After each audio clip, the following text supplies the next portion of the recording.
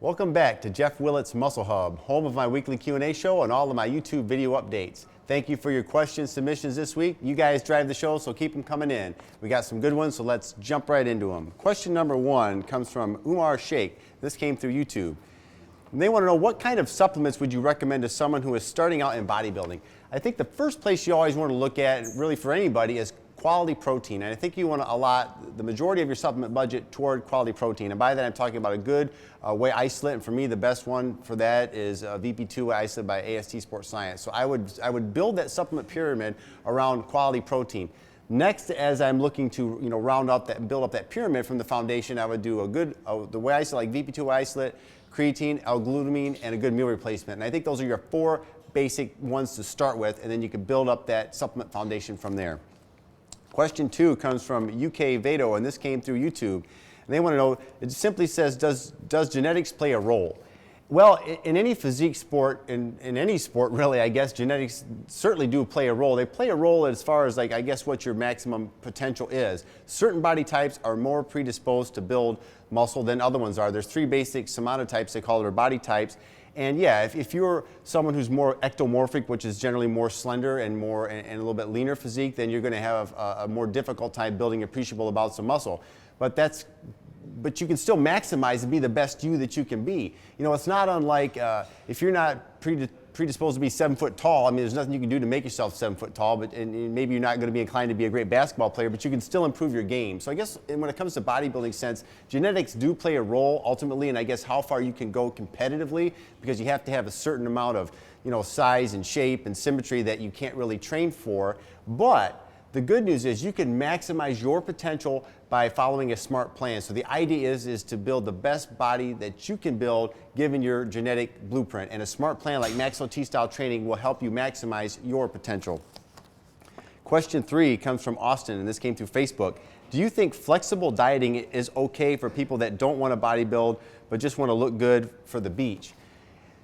The more extreme that you want your physique to look, the more extreme your nutrition has to be, and there's really no way around that. So you can, follow a variety of different, dieting or nutrition patterns and achieve a degree of results. So really the answer falls back more on you, the individual, and how lean do you want to be? How muscular do you want to be? And the more extreme that answer is, the more, again, extreme your nutritional habits are. So I guess flexible dieting, it really boils down to how lean you want to be and how muscular you want to be, and then that's going to dictate how flexible you want to be with your diet. And if you're okay if you more or less want to kind of maintain and be healthy, then sure, you don't have to be super extreme as long as you're following some basic guidelines as far as protein intake and so forth. So again, the more extreme of a physique, the more extreme your nutrition has to be.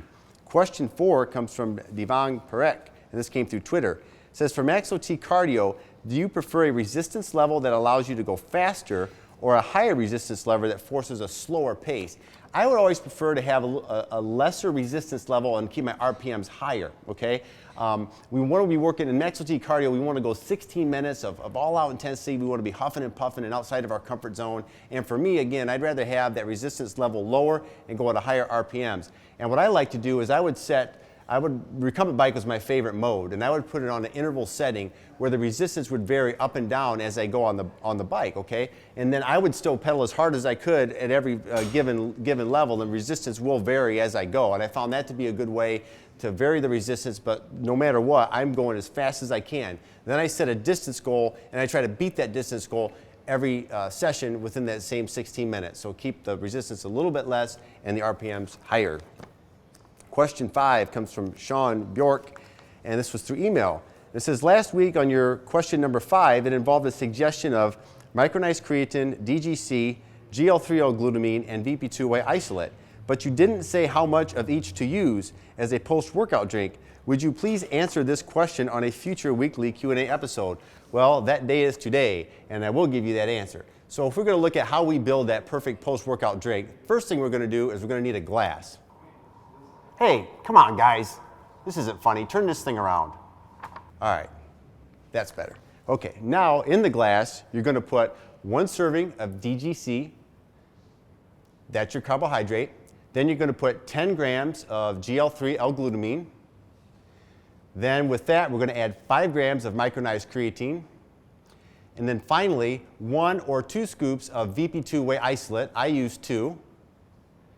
And now you have just built yourself the perfect post-workout drink. So it's going to take me a second to clean this up. So I'm going to go ahead and sign off. But I want to thank you guys for tuning in. Keep your questions coming. You guys drive the show. You can send them to Twitter, Facebook, YouTube, and you can hashtag AskJW. I want to thank you all for tuning in. Now let's go out and execute.